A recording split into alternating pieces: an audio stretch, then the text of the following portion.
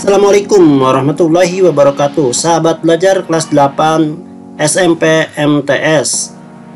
Ketemu lagi dengan materi IPS, dan pada kesempatan kali ini kita akan mempelajari tentang perdagangan antar daerah atau antar pulau.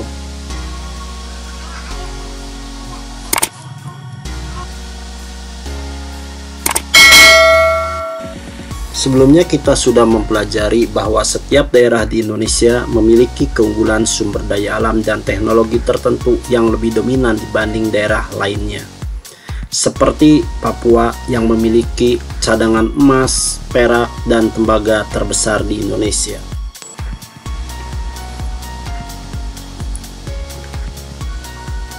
Pulau Kalimantan memiliki keunggulan penghasil batu bara terbesar, rotan, dan kayu yang berkualitas tinggi.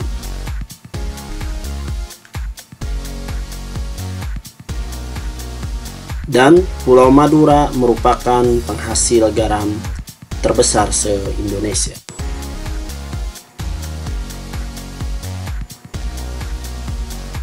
Sementara Jawa Barat tidak menghasilkan batu bara, emas, perak, tembaga, rotan, dan garam. Hal ini merupakan keterbatasan bagi Provinsi Jawa Barat. Sedangkan dalam kehidupan sehari-hari, Jawa Barat baik masyarakat ataupun industri sangat membutuhkan bahan-bahan tersebut, terutama batu bara, emas, perak, tembaga, dan rotan untuk keperluan industri, dan garam untuk keperluan konsumsi. Jawa Barat memiliki keunggulan beras, teh, dan hasil industri. Selanjutnya mari kita analisis dan hubungkan keunggulan dan keterbatasan dari daerah yang telah kita sebutkan tadi. Jawa Barat merupakan daerah industri di Indonesia yang memerlukan bahan baku atau bahan dasar untuk diolah menjadi barang jadi. Sementara Jawa Barat tidak memiliki sumber daya alam penghasil bahan baku atau bahan dasar tersebut. Makanya Jawa Barat mendatangkan bahan baku atau bahan dasar dari daerah lain. Misalnya batu bara sebagai bahan bakar kebutuhan industri didatangkan dari Kalimantan, rotan sebagai bahan baku dari kerajinan terutama di wilayah Cirebon juga didatangkan dari Kalimantan. Emas, tembaga, dan perak sebagai bahan perhiasan dan industri elektronik didatangkan dari Pulau Papua. Dan garam untuk kebutuhan konsumsi dan bahan baku industri juga didatangkan dari Pulau Madura. Sehingga keterbatasan Jawa Barat dapat dipenuhi. Sementara keunggulan Jawa Barat yaitu beras, teh, dan hasil industri yang telah diolah tadi kemudian dijual dan disebarkan ke seluruh Indonesia. Dan inilah yang merupakan perdagangan antar daerah atau antar pulau. Perdagangan antar daerah atau antar pulau adalah perdagangan yang dilakukan oleh penduduk atau lembaga suatu daerah atau pulau dengan penduduk atau lembaga suatu daerah atau pulau yang lain dalam satu batas wilayah negara atas dasar kesepakatan. Apa tujuan dari perdagangan antar daerah atau antar pulau tersebut? Mari kita lihat ilustrasi berikut. Pulau Jawa terkenal sebagai penghasil mangga, terutama daerah Pantura, yaitu wilayah Indramayu. Harga mangga di Pulau Jawa ketika panen raya 10.000 per kilogram. Mangga tersebut bisa dijual ke berbagai wilayah Indonesia, misalnya ke luar pulau dengan biaya angkut 2.000 per kilogram. Di antaranya adalah Pulau Sumatera. Harga mangga di Pulau Sumatera tentu beda dengan di Pulau Jawa, yaitu harganya 18.000 per kilogram. Kita kaitkan dengan tujuan dari perdagangan antar pulau. Yang pertama yaitu memperoleh keuntungan. Apabila kita melihat ilustrasi di atas, Jelas apabila produksi mangga di Indramayu atau di Pulau Jawa jika dijual di Sumatera akan mendapatkan keuntungan yang cukup besar.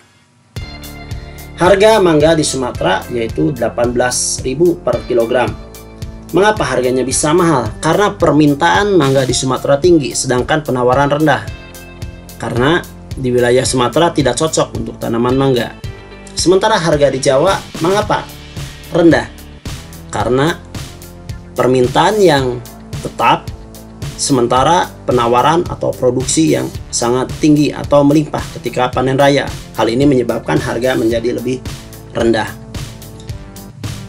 Kemudian apabila dijual ke daerah lain, terutama ke luar pulau, akan ada biaya, yaitu biaya angkut sebesar 2.000 per kilogram. Kita lihat keuntungannya.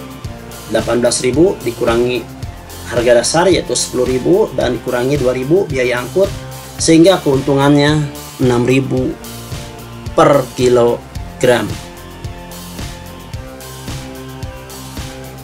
Yang kedua, memperluas jangkauan pasar. Penawaran mangga atau produksi mangga ketika musim panen mangga sangat tinggi, sedangkan permintaan di Pulau Jawa tetap karena banyak sekali rumah tangga yang memiliki pohon mangga, sehingga banyak mangga yang tidak laku terjual, stoknya melimpah. Maka diperlukan daerah lain untuk menjual stok mangga yang melimpah. Di sini perlu adanya perluasan jangkauan pasar, sehingga produksi mangga yang melimpah dapat terjual.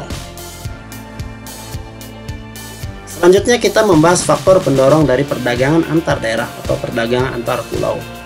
Yang pertama, perbedaan faktor produksi yang dimiliki di setiap daerah.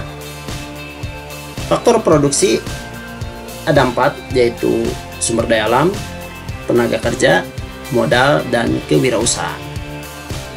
Pulau Sumatera dan Pulau Jawa memiliki keunggulan faktor produksi sumber daya alam karena wilayahnya yang sangat luas, lahan yang luas, hutan yang sangat luas juga, kemudian barang tambang yang melimpah, sehingga sumber daya alam merupakan faktor produksi keunggulan di Sumatera dan Kalimantan, dan merupakan keterbatasan di Pulau Jawa. Tapi Pulau Jawa memiliki keunggulan faktor tenaga kerja dan faktor modal. Faktor tenaga kerja di Jawa unggul karena Pulau Jawa sangat padat penduduknya sehingga tenaga kerja melimpah, dan juga di Pulau Jawa terdapat banyak tenaga kerja terampil dibandingkan Pulau Sumatera dan Pulau Kalimantan. Sementara dari segi faktor modal, para investor lebih suka menanamkan modal atau berinvestasi di Pulau Jawa karena Pulau Jawa mempunyai sarana dan prasarana yang lebih lengkap dibanding Pulau Sumatera dan Pulau Kalimantan, terutama investor asing. Di Pulau Jawa kita bisa melihat akses jalan tol yang lebih banyak, jalan yang lebih bagus, bandara, dan juga pelabuhan yang lebih lengkap. Hal ini menyebabkan produksi dari wilayah tersebut berbeda. Pulau Sumatera dan Kalimantan lebih banyak memproduksi hasil perkebunan dan hasil barang tambang, sementara Pulau Jawa lebih banyak memproduksi hasil industri seperti elektronik, otomotif, dan yang lainnya. Selanjutnya, perbedaan tingkat harga antar daerah.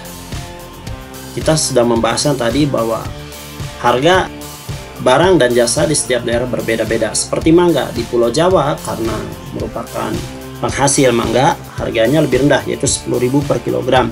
Sementara di Pulau Sumatera harganya lebih tinggi. Hal ini akan menyebabkan terjadinya perdagangan. Demikian juga sebaliknya, dukuh di Pulau Sumatera harganya lebih rendah dan di Pulau Jawa dukuh harganya lebih tinggi.